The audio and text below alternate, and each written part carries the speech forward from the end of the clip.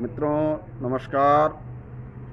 मैं डॉक्टर प्रभात अवस्थी दिल से दिल की बात में आज शाम 6:30 बजे आप सबके बीच एक बार फिर उपस्थित हूँ। पिछले समय स्वतंत्रता के बाद 1952 से लेकर के 1960 तक के कुछ घटनाक्रमों के विषय में आप सबके बीच में प्रकाश डाला था। कुछ चीज़ें 1960 से पहले की छूटी हैं, उनको भी बता दे रहा हूँ। और एक छोटी सी त्रुटि हुई थी, उस समय सोशलिस्ट पार्टी के 16 सांसदों का मैंने उल्लेख किया था, जबकि सोशलिस्ट पार्टी के 19 सांसद लोकसभा चुनाव में जीत करके पहुंचे थे। द्वितीय लोकसभा 1957 में जब गठित हुई तो सदन के अंदर जब पहली बार जनसंघ के नेता और भारतीय जनता पार्टी के को राष्ट्रीय अध्यक्ष और संस्थापक अध्यक्ष स्वर्गीय भारत रत्न अटल बिहारी वाजपेयी ने जब 1957 में सदन के अंदर भाषण दिया था, तो उस भाषण से जवाहरलाल नेहरू जो तत्कालीन प्रधानमंत्री थे इतने प्रभावित हुए कि वह उनकी अपने आप को उनकी प्रशंसा से रोक नहीं पाए थे और उन्होंने सदन के अंदर ये घोषणा की थी कि ये लड़का एक दिन भारत का प्रधानमंत्री बनेगा। ऐसी घोषणा उस समय जब जवाहरलाल नेहरू जी तत्कालीन प्रधानमंत्री के रूप में की और वह प्रधानमंत्री जी की वह भविष्यवाणी इस देश में सच साबित हुई। नेहरू जी के कार्यकाल में ही एक जो कांग्रेस की वंशवाद की जो परंपरा जो आज हम देख रहे हैं, इसके जन्मदाता अगर माना जाए तो नेहरू जी ही हैं। 1959 में ही कांग्रेस के अध्यक्ष के रूप में नेहरू जी ने जबरदस्ती दबाव डाल करके इंदिरा गांधी को कांग्रेस का अध्यक्ष बनवाया था, जबकि कांग्रेस में उस समय के तत्कालीन वरिष्ठ नेता उन सब चीज़ों के विरोध में थे, लेकिन नेहरू जी की जिद के आगे वह इंदिरा जी को रोक नहीं सके और उनको कांग्रेस में नेता के रूप में स्थापित करने का काम नेहरू जी ने किया। और वहीं से कांग्रेस के अंदर एक वंशवाद की परंपरा का शुरुआत हुई, जिसके जन्मदाता हमारे स्वर्गीय तत्कालीन प्रधानमंत्री जवाहरलाल नेहरू जी रहे। उस समय इंदिरा गांधी जी का जो विवाह हुआ फिरोज गांधी जी के साथ, फिरोज गांधी भी संसद में नेता थे, लेकिन उस समय कांग्रेस के अंदर भी बहुत सारी चीज़ें ऐसी थीं जो सही को सही और गलत को गलत कहने का दम रखती थीं।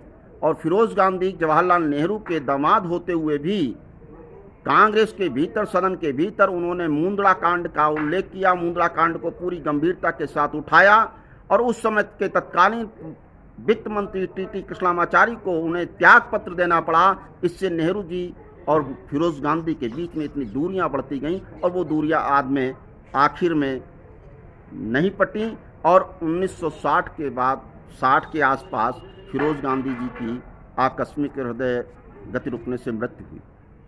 1960 के बाद जैसे जैसे इंदिरा गांधी को उन्होंने नेता के रूप में स्थापित कराया, वैसे ही इंदिरा गांधी ने कांग्रेस की केंद्र की सरकार पर दबाव डाल करके, केरल में कम्युनिस्ट पार्टी की सरकार थी, नमूद्रीपाद जी की नेतृत्व में चल रही सरकार को जबरदस्ती बर्खास्त कराने का काम भी इंदिरा गांधी जी के दबाव के चलते नेहरू जी की सरकार को, केंद्र की सरकार को करना पड़ा। ये सारी चीज़ें कहीं न कहीं एक बिगड़े हुए लोकतांत्रिक स्वरूप की शुरुआत का जो ताना बाना बुना गया, वो नेहरू जी के नेतृत्व वाली कांग्रेस के अंतर्गत ही बुनना शुरू हुआ। 1959 में ही कांग्रेस में नेहरू जी की विचारधारा, नेहरू जी के कार्यों क्रियाकलापों से नाराज होकर के उस समय सबसे प्रथम जो चक्रवर्ती राजा गोपालाचारी जी भारत के गवर्नर जनरल बने, उन्होंने कांग्रेस को छोड़ करके मीनू मसानी के साथ एक स्वतंत्र पार्टी की स्थापना की और नेहरू के समाजवाद के ढांचे के, उनके विचारों का खुली मुखालफत करते हुए सन आगामी के जो 1962 का लोकतांत्रिक चुनाव होना था, आम चुनाव होना था, उसमें उन्होंने स्वतंत्र पार्टी के रूप में उन्होंने भाग लिया। कांग्रेस की नीतियों की उन्होंने आलोचना की। उस लोकसभा के चुनाव से पूर्व, 1962 के चुनाव से, आम चुनाव के पूर्व एक और बहुत महत्वपूर्ण घटनाक्रम हुआ इस देश में। क्यों, अभी तक देश में जो स्वतंत्रता के बाद कुछ ऐसे क्षेत्र थे जो पुर्तगालियों के आधिपत्य में थे, फ्रांसीसियों के आधिपत्य में थे, उनको भारत में विधिवत विलय नहीं कराया जा सका था। फ्रांस ने तो चंद्रनगर, कोराइकल और पांडिचेरी को अंग्रेजों की स्वतंत्रता के बाद अपना हस्तक्षेप भारत को सौंप दिया और अपना हस्तक्षेप करना बंद कर दिया, उनको भारत में विलय हो गया। लेकिन गोवा, दमन-दीव और दादरा नगर हवेली को भारत में विलय 1961 में भारत की सेना, थल, नभ और जल तीनों सेनाओं ने संयुक्त ऑपरेशन विजय करके गोवा को मुक्ति संग्राम के नाम पर इनको भारत में 1961 में विलय कराया। ये विलय राजनीतिक दृष्टिकोण से हुआ। गोवा में मुक्ति संग्राम का एक जन आंदोलन चलाया तो डॉक्टर राम मनोहर लोहिया ने चलाया। गोवा को भारत में विलय के लिए एक जन आंदोलन की स्थापना की और नेतृत्व किया डॉक्टर राम मनोहर लोहिया जी के नेतृत्व में। वहीं कर दमन दीव में और दादरा नगर हवेली में को भारत से जोड़ने के लिए आज़ाद गोमांतक पार्टी वहाँ के नौजवानों ने बनाई। उस सारे दबाव के बाद जब राजनीतिक लाभ लेने का अवसर आया तो नेहरू जी ने सेनाओं को भेज करके गोवा को आज़ाद कराने का काम, भारत में विलय कराने का काम किया। और इस पूरे घटनाक्रम के विरोध में जब सन 1962 के आम चुनाव हुए तो डॉक्टर राम मनोहर लोहिया नेहरू जी से इतने खिन्न हो गए थे कि वह जवाहरलाल नेहरू जी के फूलपुर चुनाव कॉन्स्टिट्यूंसी के विरोध में चुनाव लड़ गए और उन्होंने एक बात कही कि हम डॉक्टर जवाहरलाल नेहरू जो भारत के प्रधानमंत्री उस समय थे, उनके विरुद्ध चुनाव मुझे नहीं लड़ना चाहिए, बड़े नेताओं के आपस में एक दूसरे के विरुद्ध नहीं लड़ना चाहिए। लेकिन इन्होंने जो गलत काम किया, इन्होंने जो है गोवा विजय को एक जनता को एक बहलाने और फुसलाने का काम किया। उसके विरोध में कहना चाहिए कि गोवा की विजय का जो घूस दी है जनता को, ये राजनीतिक कदाचार है। इसलिए डॉक्टर राम मनोहर लोहिया उनके विरुद्ध चुनाव लड़े। यद्यपि डॉक्टर राम मनोहर लोहिया नेहरू जी के विरोध में चुनाव लड़े और चुनाव लड़ने के बाद वो हारे, लेकिन डॉक्टर राम मनोहर लोहिया के अंतर जो ज्वाला धधकती थी, निष्ठा की, राष्ट्रवाद की, जो समाज को एक ईमानदारी की जो मिसाल पेश करने की बात थी, वो डॉक्टर राम मनोहर लोहिया के कर्तृत्व और व्यक्तित्व से उनसे झलकती थी। वो देश के लिए चिंतित होते थे। उनका समाजवाद समाज के हित के लिए समर्पित समाजवाद था। वहीं 1962 में जब ये लोकसभा के चुनाव हुए तो कांग्रेस एक प्रचंड बहुमत लेकर के फिर एक बार सरकार में आई और कांग्रेस ने उस आम चुनाव में 361 लोकसभा के प्रत्याशियों को जिता करके भारी बहुमत से जवाहरलाल नेहरू जी के नेतृत्व में फिर एक बार सरकार बनाई। उस समय 361 का बहुमत प्रचंड बहुमत था।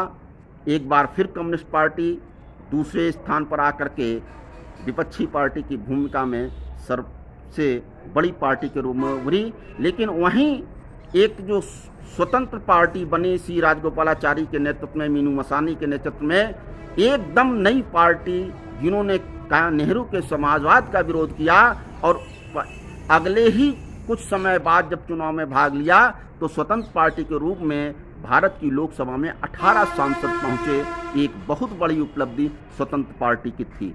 वहीं द्रविड़ मुनेत्र कड़गम जो क्षेत्रीय पार्टी थी, मद्रास प्रोविंशियल स्टेट की पार्टी थी, उन्होंने सीधे छलांग लगाई और लोकसभा में 7 सीटों के साथ वो भी एक बड़े उस पर पहुंची और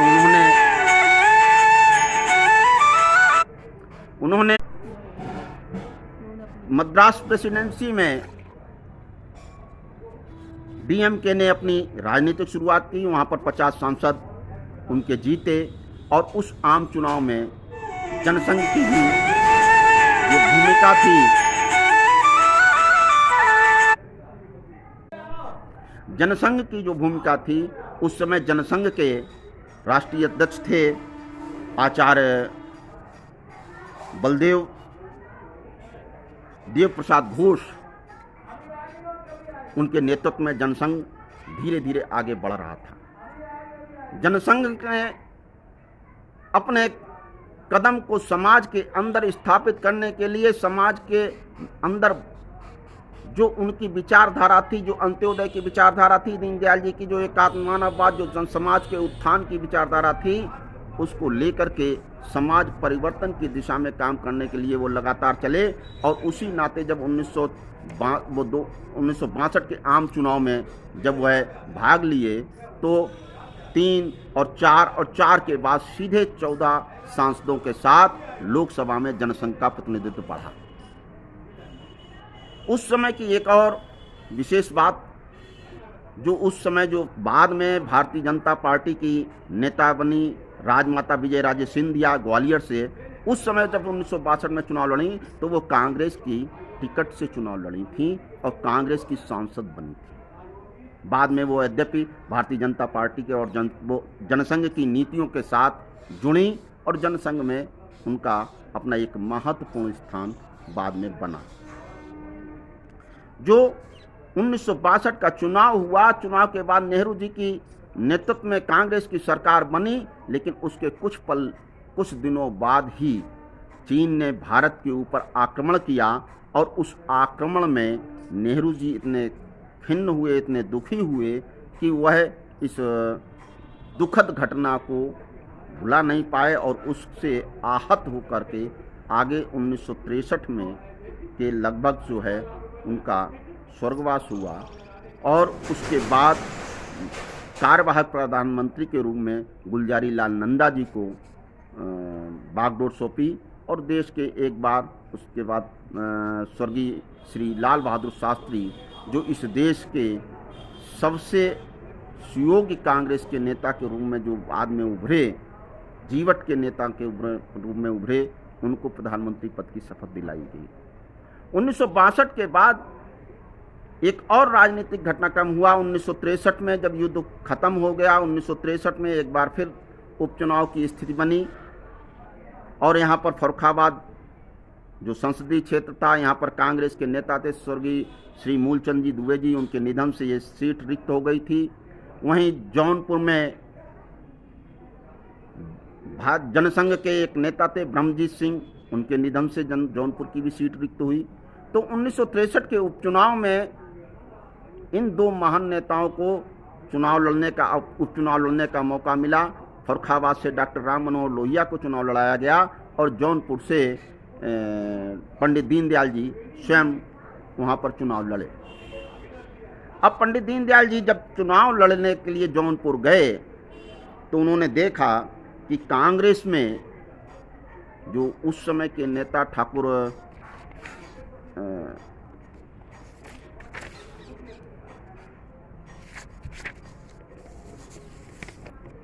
कांग्रेस के जो प्रत्याशी थे वो जनता के बीच इतने घुले मिले हुए थे कि वह लगता ही नहीं था कि वो सांसद या स्वतंत्रता संग्राम सेनानी के नाते कहीं अलग से हैं। वो आम जनमानस के बीच में ऐसे बैठे थे जैसे कि वो सामान्य व्यक्तित्व हों। वो ठाकुर राजदेव सिंह उस समय स्वतंत्रता सेनानी थे, कांग्रेस के नेता थे। उनके व्यवहार को देख करके उनको स्वयं महसूस हो गया था कि हम इस इतने सामान्य और मिलने जुलने वाले व्यक्तित्व के सामने हमारा जीतना कितना कठिन होगा। ये उनके मन में एक धारणा बनी थी कि वो इतना ज़्यादा लोकप्रिय थे। वहीं फर्रुखाबाद में जब समाजवादी वो सोशलिस्ट पार्टी के रूप में जब डॉक्टर राम मनोहर लोहिया चुनाव लड़ने के लिए आए तो उस समय सोशलिस्ट पार्टी में यहाँ पर जो संगठन था वो उतना प्रभावी नहीं रहा, क्योंकि ये सोशलिस्ट पार्टी और जनसंघ का ये दोनों का मिला जुला चुनाव हुआ। तो उसमें जनसंघ की तरफ से श्री ब्रह्मदत्त अवस्थी जी को चुनाव का संयोजक बनाया गया और सोशलिस्ट पार्टी की तरफ से इटावा के कमांडर अर्जुन सिंह जी यहाँ पर चुनाव के संयोजक बने। उस चुनाव में पूरे देश से कार्यकर्ता यहाँ पर चुनाव लड़ाने आए। यहाँ पर एक श्यामलाल जी गुप्त उस समय भी समाजवादी पार्टी के नेता रहे, उनके साथ उनके नेतृत्व में लोहिया जी का चुनाव हुआ। यद्यपि लोहिया जी चुनाव के समय बहुत कम फर्रुखाबाद में आए, लेकिन यहाँ फर्रुखाबाद की जनता ने उनको बड़ा प्यार दुलार दे करके समाज में उनको एक बार जिता करके सदन में भेजा। ये उनकी लोकप्रियता थी, उनका व्यवहार था और उसके कारण वह एक बार सदन के अंदर फिर पहुंचने में सफल हुए। उस सोशलिस्ट पार्टी के नेता के रूप में जब वो आगे पहुंचे, लेकिन आगे 1964 में जो जयप्रकाश नारायण और आचार्य नरेंद्र देव या उनकी जो पार्टी थी प्रजा सोशलिस्ट पार्टी, और सोशलिस्ट पार्टी के नेता के रूप में डॉक्टर राम मनोहर लोहिया की पार्टी थी, इन सब का एक बार फिर विलय हुआ। और विलय होने के बाद जो अधिवेशन में हुआ एस.एन. जोशी, वो उस समय उसकी अध्यक्षता में बनारस में हुई और वो प्रजा सोशलिस्ट पार्टी और सोशलिस्ट पार्टी का एक अधिवेशन में ये विलय हुआ। इस प्रकार सोशलिस्ट पार्टी और इनका जो विलय हुआ, उसके बाद सदन के अंदर विपक्ष की भूमिका में डॉक्टर राम मनोहर लोहिया के स्वर और भी मुखर होकर के सामने आने लगे। उस समय तत्कालीन प्रधानमंत्री जब 64 में स्वर्गीय लाल बहादुर शास्त्री जो देश के प्रधानमंत्री बने, उन्होंने इस देश के हालात को समझा, इस देश की व्यवस्था को समझा और गांव गरीब के छोटे छोटे किसानों के लिए काम करने का प्रयास किया। और उस समय का व्यक्ति पूरी गांव का गरीब भले ही हो, लेकिन लालची नहीं था कि गांव का व्यक्ति देशभक्त था। उनके अंदर पूरे वही स्वतंत्रता की आग थी, वही देशभक्ति का ज्वार था। उसके लेकर के लाल बहादुर शास्त्री का नेतृत्व में देश आगे बढ़ रहा था। देश एक बार फिर संकट में आया, देश में खाद्यान्न संकट आया, तो स्वर्गीय लाल बहादुर शास्त्री के आह्वान पर इस देश के लोगों ने एक बार सोमवार का व्रत रहने का भी संकल्प लिया। जब सन 1965 में पाकिस्तान ने हमारे भारत के ऊपर आक्रमण किया, लाल बहादुर शास्त्री जी के नेतृत्व में भारत की सेनाओं ने उसका मुंह तोड़ जवाब दिया और पूरे नेतृत्व के कारण एक ऐसी स्थिति बनी कि भारत की सेनाओं ने पाकिस्तान के अधिकांश भूभागों पर कब्जा किया। लेकिन विश्व की जो महाशक्तियां होती हैं अमेरिका, और उन्होंने दबाव डाल करके युद्ध विराम कराया और रूस में जाकर के समझौते के लिए विवश कर दिया। और अंततः उनकी स्थिति ये बनी कि हमको समझौता भी करना पड़ा, जीते हुए युद्ध क्षेत्र भी देने पड़े और हमें भारत का वह लाल होना पड़ा जो एक षड्यंत्र के तहत हुआ। और उस षड्यंत्र का आज तक कहीं भी कोई विस्तृत विवेचन विस्तृत उस रूप में नहीं हुआ और स्पष्ट नहीं हुआ कि ये षड्यंत्र कैसे, किसने, कब कराया। ये राजनीति में सन 60 के बाद षड्यंत्रों की एक भूमिका का शुरुआत जो हुई, उस समय जो कांग्रेस की लीडरशिप थी उसके अंदर भी इस प्रकार के लोगों का बढ़ावा मिला। ऐसे नेता बने जहां पर बहुत सारी चीज़ें देश के लिए आगे घातक परिणाम देने वाली बनती चली गई।